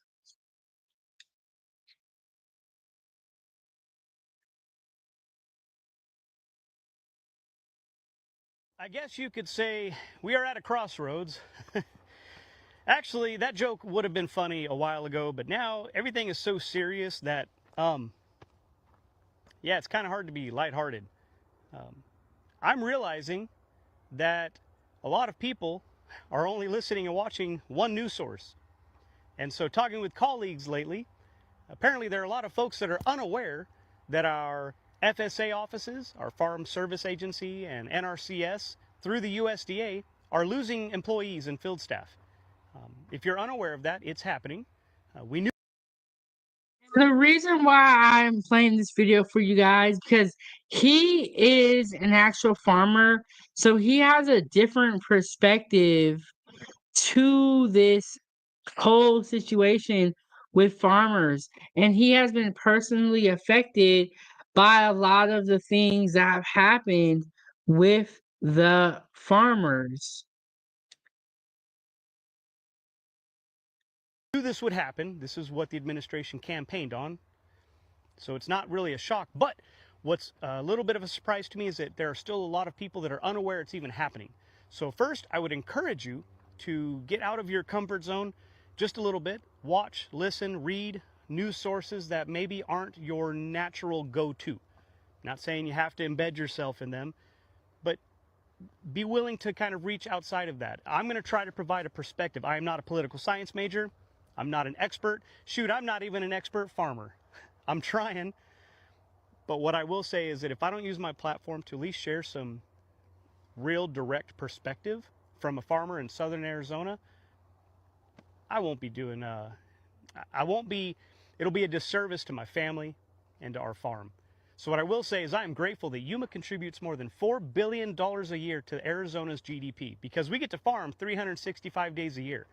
It's middle of February. High was close to 80 degrees today. What I would say is that that background behind him is absolutely beautiful. And it almost looks like it's like a green screen. Angela said we really had no good choices. The last administration was spending federal funds on illegal immigrants to live better than everyday American citizens, and it would have continued. That is a really great point.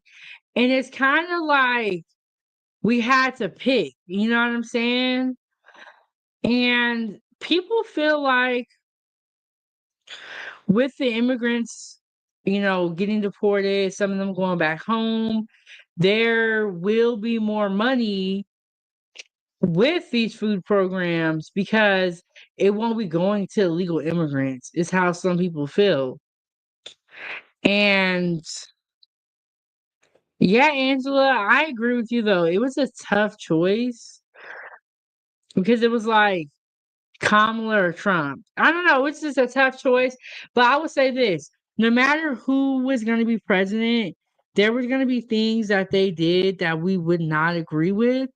And that goes for any candidate. You're not going to agree with everything they're going to do. And sometimes we don't always understand the mission or what's going on until we get to the end of it. There's a reason we're the sunniest place on earth and we get to do this. We provide for the country and we're grateful for that. But without the employees in the FSA and the NRCS providing services for rural development and farm loans and risk management and disaster relief and so many other programs, we're nothing more than just, I don't know. And I hate to be pessimistic because that's not my nature. It's hard. And we have it good right now. I have a lot to be grateful for. We have it so good. But there are a lot of people hurting in this country and that are going to be hurting in these communities and across the world now because of decisions that are being made. And unfortunately, a lot of folks are unaware of these decisions. So I'm going to try to do better. It may not be daily.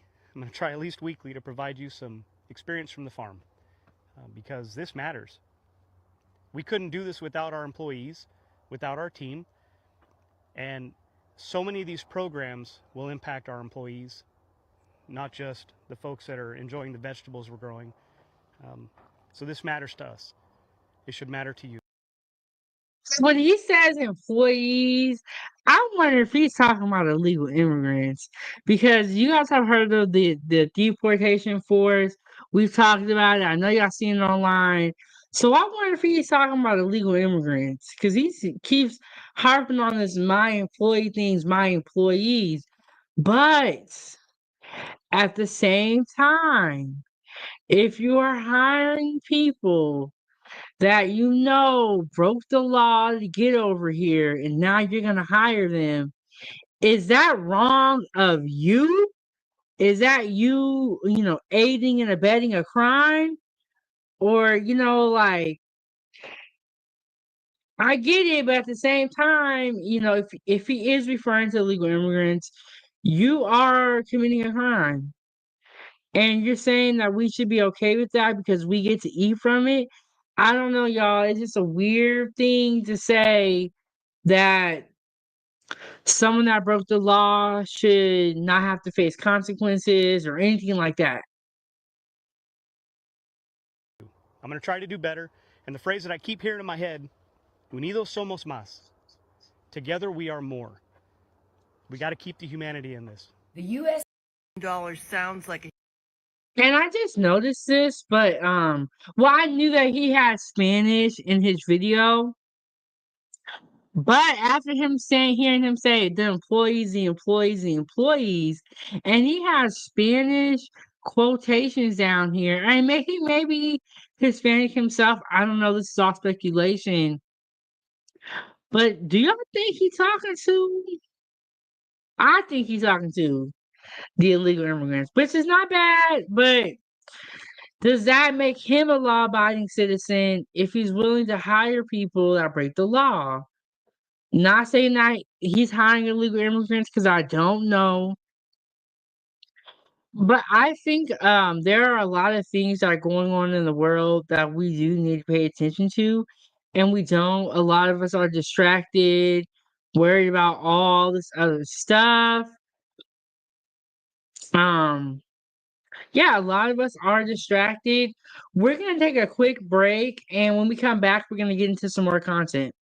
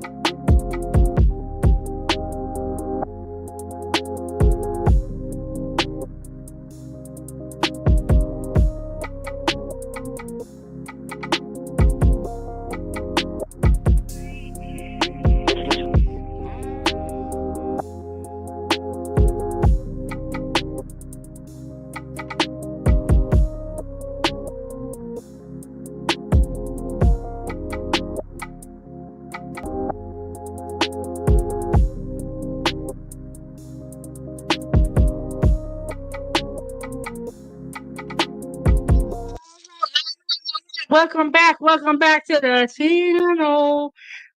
Even though we are not in the kitchen today and we are talking I still had to share a little bit of food with y'all. Okay. All right, we're going to get back to the show. Thank y'all for holding on. Let me get that information scrolling across the bottom of the screen. Before we left, we were talking about some of the farmers, and it's also time for tea. We're talking about the USDA cuts funding for school lunches and food banks. And Angela said we're going to have to come up with some new and or creative solutions to solve some of our problems we used to rely on the federal government for. And it kind of sounds like what they want to do is make states a little bit more independent. And they don't want the states to have to rely so heavy on the federal government. And it seems like, oh, lady, thank you, ladies. That perfect amount of food, not too much. It seems like they want the states to be a little more independent. Um, which we will see how it goes. We have to wait and see. I have also heard this. I don't know if you guys have heard the same thing. Some of the moms that I've talked to, they say that they feel like God needs to be put back into the schools and religion needs to be put back into the schools. Is what I have heard from some moms. They feel like things have just gotten out of control. USDA. Yeah, I thought we played the rest of this. Okay, let's see. Are losing employees and field staff. If you're unaware of that, it's happening. We knew this would happen. This is what the administration campaigned on. So it's not really a shock. But what's a little bit of a surprise to me is that there are still a lot of people that are unaware it's even happening. So first, I would encourage you to experience from the farm program. Okay, we already heard everything he had to say. And this woman is going to speak more about I'm going the to try farmers. to do better. And the phrase that I keep hearing in my head, unidos somos más. Together we are more. We got to keep the humanity in this. The USDA has decided to end an $11 billion program they had with Iowa farmers that was started about 3 years ago during the pandemic. So the program that we are talking about, the main one that we're talking about, was the $1 billion program. This is a different program that she is talking about. But I put it in here because they're talking about farmers. And this particular program was for Iowa farmers to grow food for food pantries and school food programs. These programs help farmers develop more efficiencies with their farming techniques, but it also helped them move more product. Now, farmers say they knew that the program would end at some point, just not right now, considering they were already prepared for the next 3 years that were remaining in this current program. This end to this USDA program is going to end programs like local food for schools and subsidies where certain organizations would give like $1,000 to local schools to buy fresh organic food. In the meantime, they're asking people to support these local Iowa farmers because now they got to move this product.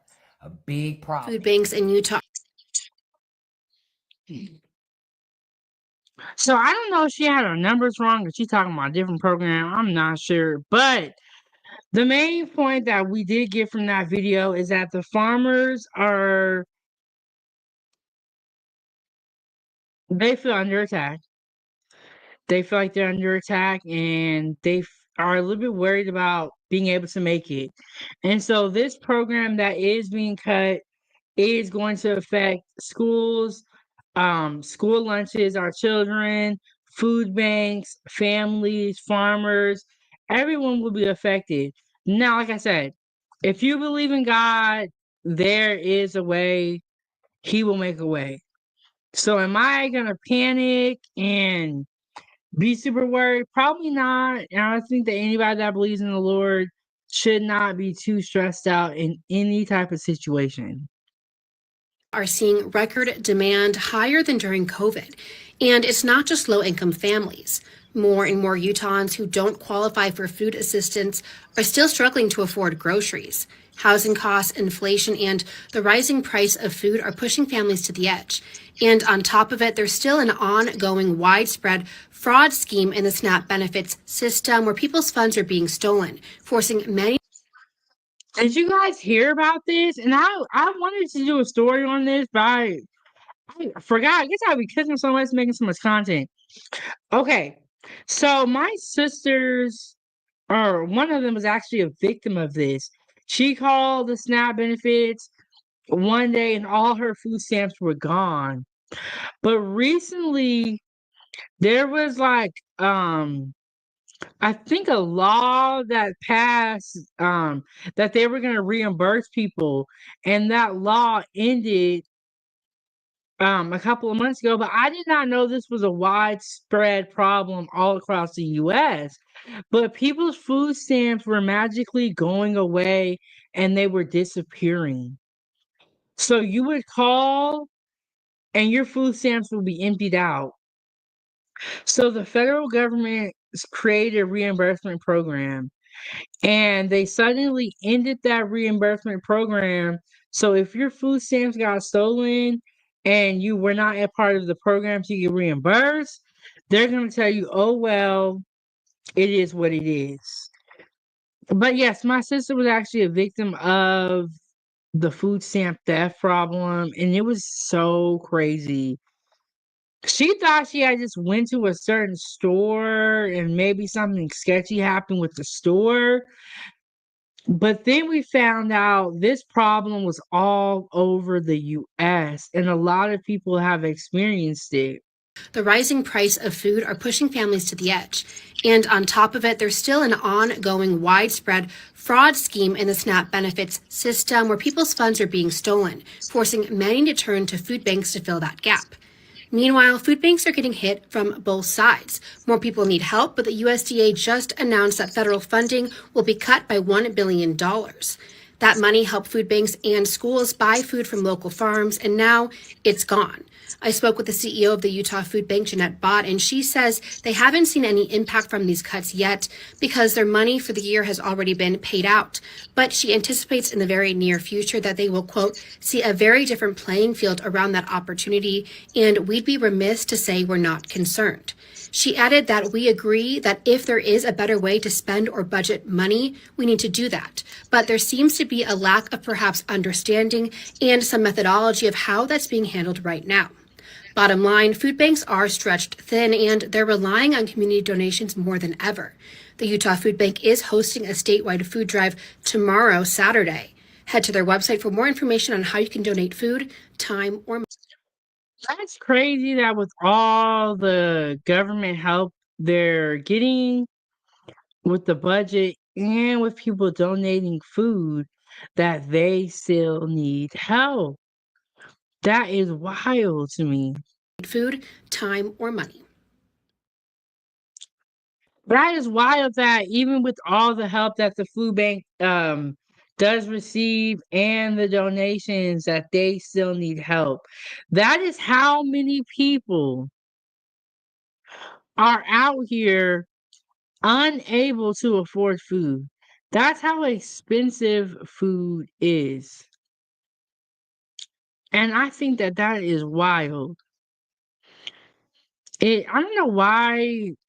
I don't know. Food is just. Let's not even talk about the eggs, because that's just crazy with the eggs. And what's going on with the eggs?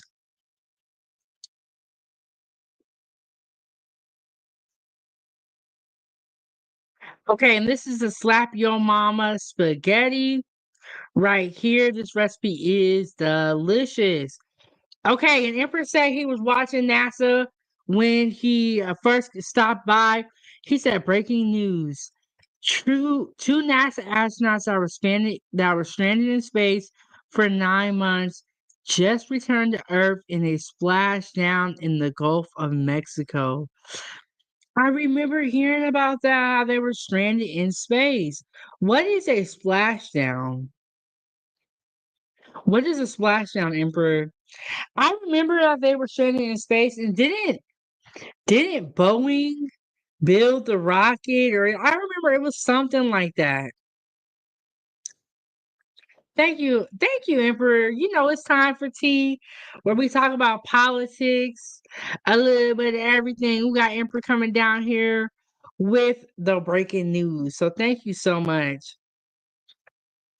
But yes, there is this program. They have cut funding from school lunches, food banks. But like she said, the money has already been allocated for this year. So we are not going to feel the effects of this policy change until 2026. If the money has already been allocated, but if the food banks change things around to try to stretch out some money, you might feel an effect from there too. And Empress said basically the space capsule they're in has landed in the water. They'll be rescued shortly. Emperor, do you think that they're gonna drown or is that safe? But you know what?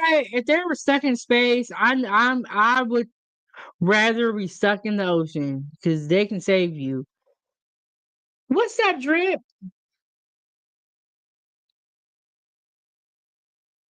I'm here, don't Are worry. you So, there? Oh, yeah. okay. I was Okay, like, I've are you been there? here, so. No, that's all right, though. I'm here. I was just basically doing something else, though, while on mute. So I've been here, don't worry. Oh, okay. And then Drip, I know that you are in the UK.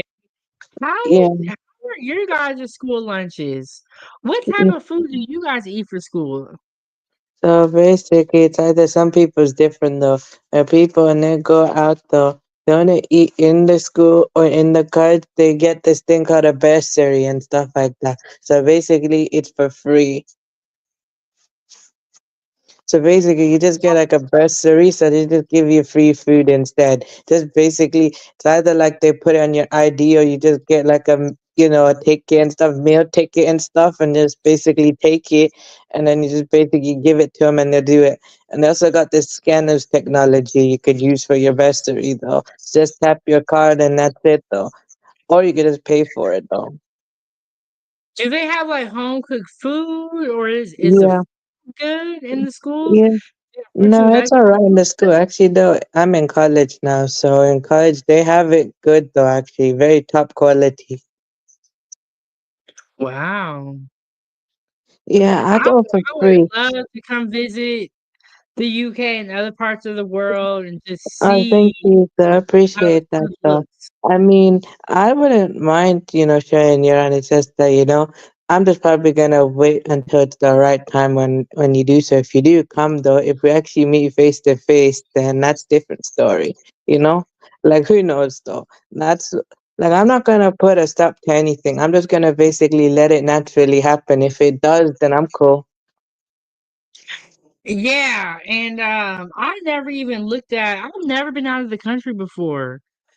Okay. So, that's definitely on my bucket list to travel outside of the country before That's travel cool. outside I've the been country. outside the country before. First ever travel destination for me was as a baby when I went to Pakistan. That's the first time I've ever went outside the country as a baby. But actually, I've been to many different places. I've been to Paris. I've been to Dubai. I've been to Bahrain, or basically Bahrain. But I know how they pronounce it. They say Bahrain, so it's like basically in your throat. So I say, but I've been to Bahrain, I've been to Saudi, back to the UK. I've been to America one time now, so I've been to New York once. And yeah, that's it though. And I've been Venice one time now. That's the only time that I've ever. So 2018 was the last time I've ever traveled outside the country. After that, I've been home ever since because it's very expensive. Because I go with my family.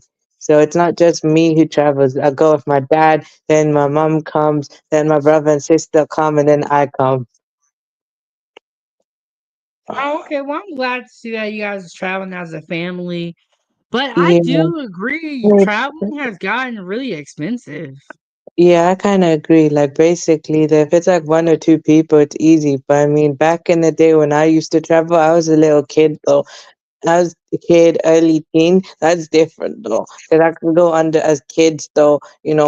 Take it.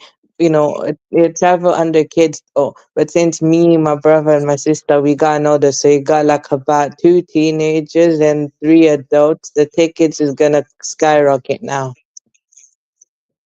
Yes, I do agree with that. And Angela said a 907 food tour. That's what I'm talking about. I would definitely love to travel around the world Yeah. and just see other food, meet Okay, other cool. people, and maybe If you one come day to in the the UK, I future. recommend you come to London first, though. If you come to the UK, come to London first. And if I probably go, I'm originally from East London now. So depending, it's up to you where you wanna go, but you know, I can recommend, but I'd say it's up to you where you wanna go, because I want you to, that's your first time. It's your first time, whatever. But I'm just saying, it's just best that I feel like you decide what you wanna do, because I feel like you got something else in mind. Yeah, you know what? I never have thought about it, but I would love to do a 907 food tour Okay, in the cool. future. That is definitely on my bucket list. I always Oh, that's nice. I used to watch Food Network a lot, and like Anthony Bourdain when they be eating like overseas and traveling. I just Okay. thought that was so amazing. Okay, I've kind of seen something like that though, probably a long time ago. I don't watch that kind of stuff, but I know what you mean. Like when they go outside the country and they travel and they do all that. Yeah, I know what you mean. Though. I mean, I feel like the the day I'll travel out the country is the day I get married someday. When I'm married though, that's the only time I ever truly travel outside the country. Unless though I get really lucky though at some point this year and everything gets set for me and my fam, and maybe. Okay, okay. Empress said the recovery ship for NASA named Megan is on the way to lift the capsule onto the ship. Speeds boats are surrounding it now to test it for safety. Well, Amber, you let us know. Thank you for these updates. And Angela said traveling in the office season will save you a lot of money. That is another Mm, thing. When I do travel outside the country, I would love for my channel to be at a place where it can cover the cost of me traveling and eating. okay, Like in my mind, like that would be like my fantasy job. okay. I get you on that though. Yeah. I've been to America one time, and I was New York though. Because actually, I went to New York there not just for a vacation, but I actually have family there. So we went to meet my cousin and her husband, and we got non-blood family. So basically, my cousin's husband family, like my non-blood relatives and stuff, they stay in that type of area. So I just went over there to visit them. That's the only time I ever came to America in 2016. After that, I have not been back since. So when I did go over there, it was a good experience. Okay, Emperor came with another update, but that's cool, Drip. Emperor said it's gonna take 25 minutes for the NASA ship to lift the space capsule. NASA and SpaceX workers are working on the outside of the capsule. I know. Okay, so there was a group of there was like two astronauts who were stuck in space, and I think there was a problem with the rocket or with the spaceship they were on. And so they had to wait for another one to go up there. And Emperor, correct me if I'm wrong, because I'm just paraphrasing from what I've seen. And they just landed back in the U.S. They crash landed in the ocean, in the ocean, and they're sending another ship to go get them. Another Wow. yeah.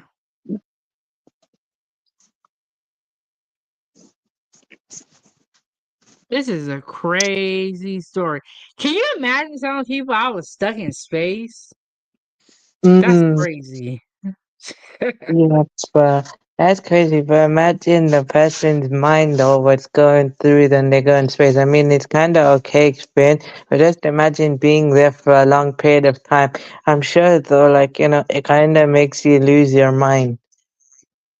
Yeah, like how do you stay like in this we talk about mental health all the time, but that's really a test of anybody's mental health. Like I'm stuck in space right now. That is a crazy thing to even say, a crazy thing to live through. Like that's just mind blowing. And Mm. yeah, them two astronauts went up in a brand new Boeing spacecraft. And yes, a lot of people were saying, why did they have Boeing even do it? Because Boeing be having a lot of plane accidents and plane crashes. Wow. What? Wow. I mean, other than that, though, to be honest, though, I fasted today, so I'm still continuing the fast. So it's like day 17 of the fast. I know it's not related, but I'm just trying to say, today's day 17th of my fast, though. The 17th day. 17 out of how many days? You said 30 days, right? Yep, 17 out of 30. Okay, so okay, you're almost at the halfway mark, Drip. Yeah, I've done it before, so it's alright. And Emperor said they said Elon Musk offered to help Biden to rescue them back in the summer. Biden refused. That is crazy. And it's really sad for those astronauts because they could have been back home. But you guys remember those there was a group of kids that were stuck in the caves. I believe it was in Thailand. And um Elon Musk had created something and him and his team had actually helped those boys out of the cave. It was just a crazy story. Crazy Wow. story. Yeah, it was like it was nuts. But yeah, he helped them. He helped rescue them out of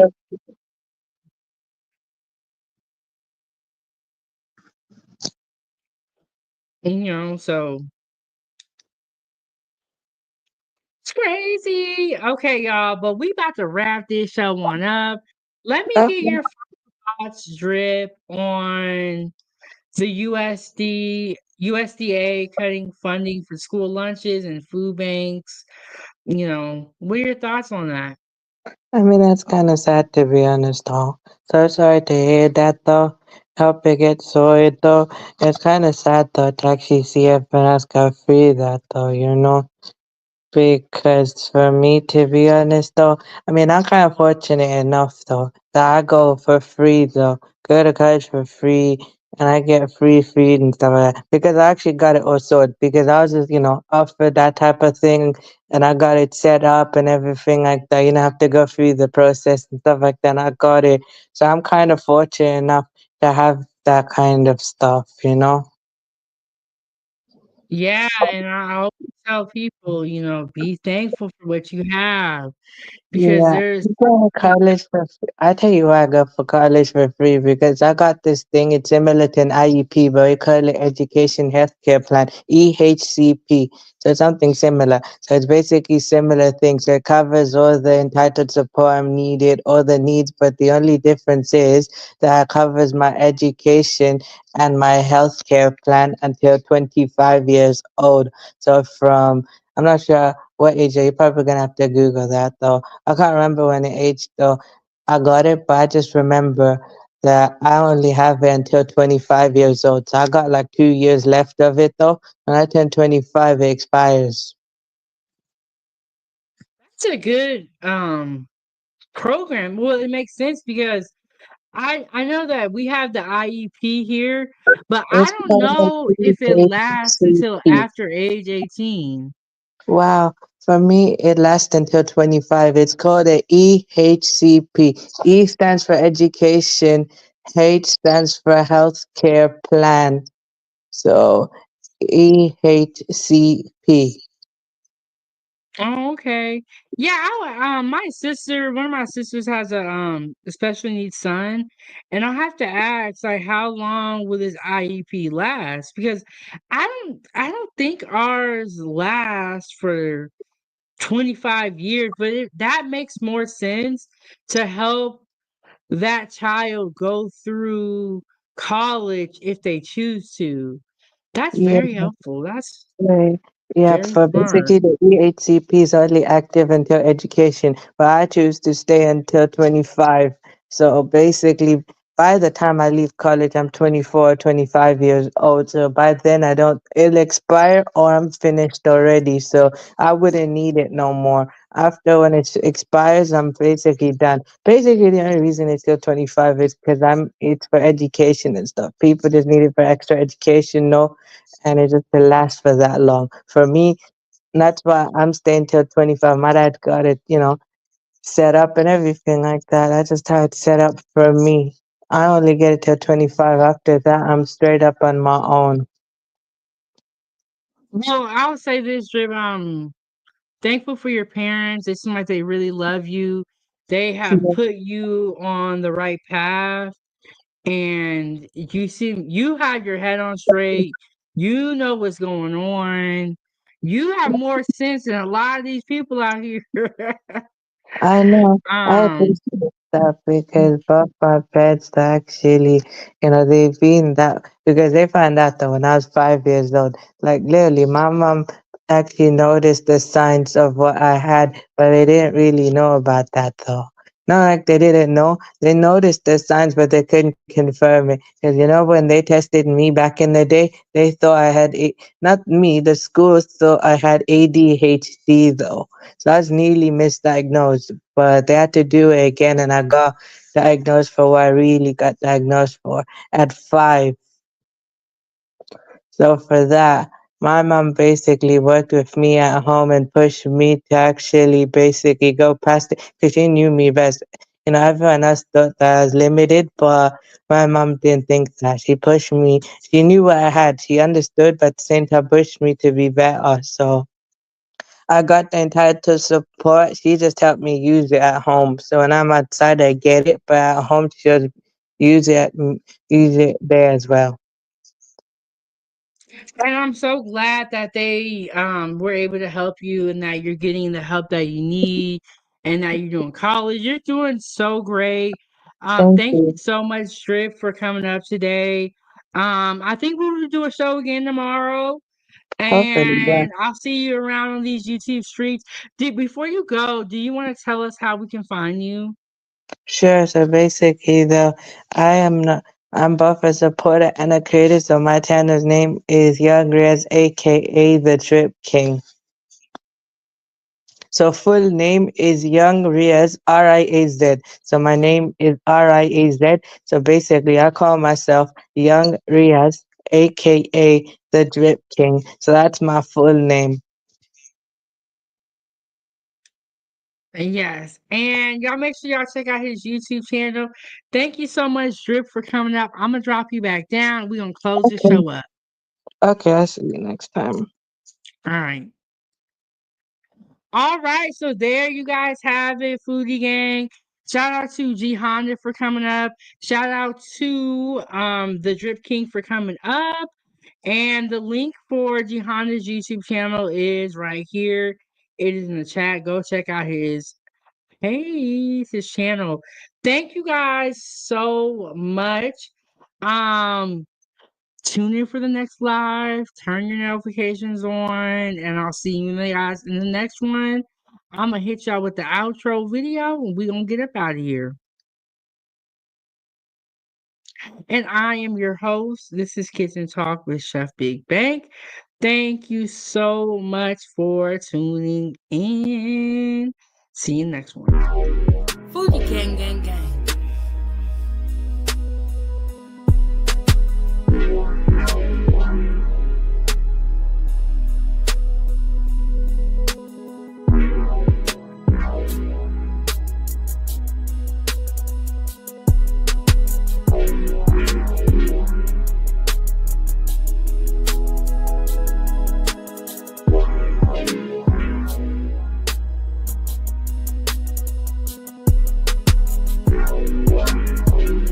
Gang, gang, gang.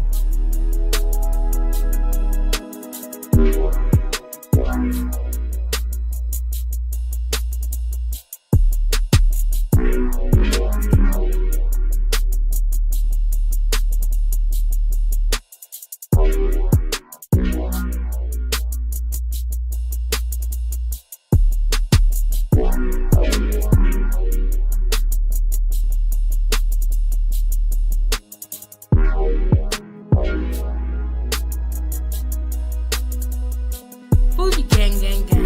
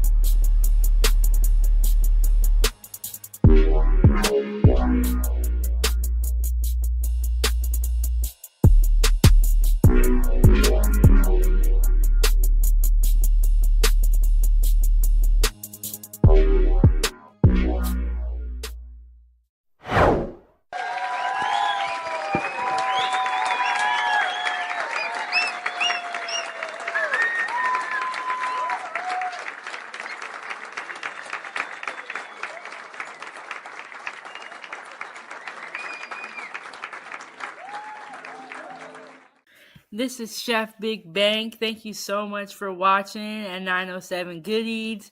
Make sure you hit that like button and don't forget to subscribe. And I'll see you next Wednesday at 9 a.m. I'm out.